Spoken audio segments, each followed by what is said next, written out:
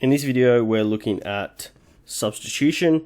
So algebra is used for writing like formula or rules, and we substitute numbers usually into these formulas to solve a problem.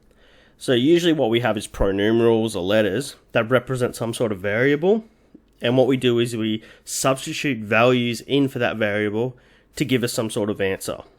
So our example here is that we have a formula t equals a plus bracket n minus 1, close bracket, multiplied by d.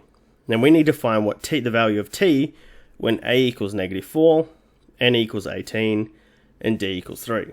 So what we do is, I'm just going to rewrite the formula.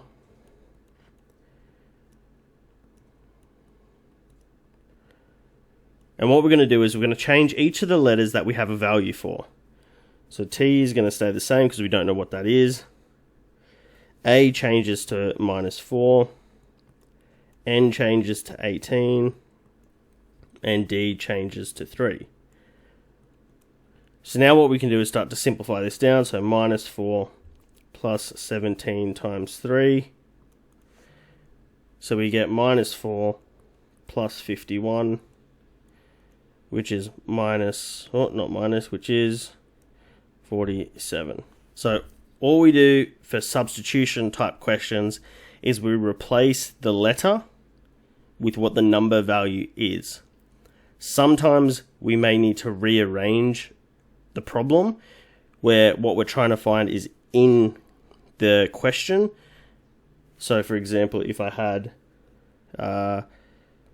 s equals 2a plus d, and we know that s equals 180 and d equals 40, for example, we need to find a.